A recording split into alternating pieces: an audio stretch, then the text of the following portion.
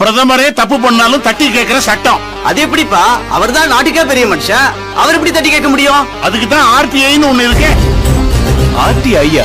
RTO தெரியும், இது என்ன ஆர்டிஐ? அது மாப்ள தகவல் அறியும் உரிமை சட்டம். அதை யூஸ் பண்ணி அரசு அதிகாரிகள்ல இருந்து அரசியல்வாதிகள் வரைக்கும் அத்தனை பேருடைய வண்டவாளத்தையும் தண்டவாளத்துல ஏத்தலாம். ஏஸ்தப்பா, இது உள்குத்து விவகாரமாச்சே, அவ்வளவு ஈஸியா கொடுத்துருவானா? தண்டவாளத்தை கேட்டா தான் கொடுக்க மாட்டாங்க, தகவலை கேட்டா கொடுத்தே ஆகணும். Hi legal fires. இன்றைக்கி நம்ம பார்க்க போகக்கூடிய topic right to information act 2005.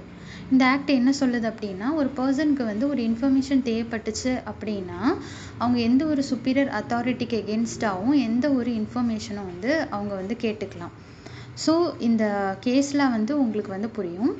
Doctor Sandeep Kumar Gupta versus state information commission Haryana and others.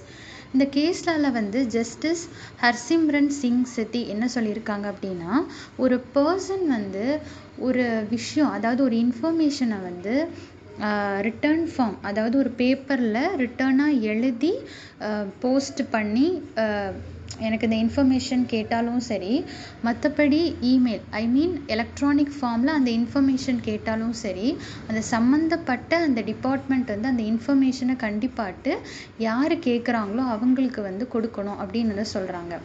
இந்த கேஸில் வந்து ஒரு யூனிவர்சிட்டிக்கு எகென்ஸ்டாட்டு அந்த பெட்டிஷனர் வந்து ஒரு இன்ஃபர்மேஷன் கேட்டிருப்பாங்க.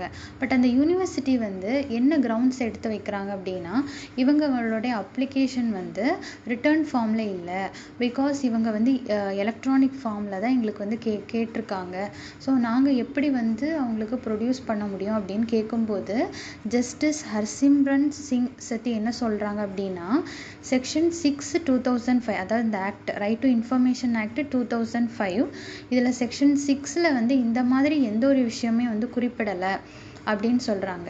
அப்போ இன்னொரு விஷயமும் அந்த யூனிவர்சிட்டி வந்து ஒரு கிரவுண்ட்ஸ் எடுத்து வைக்கிறாங்க.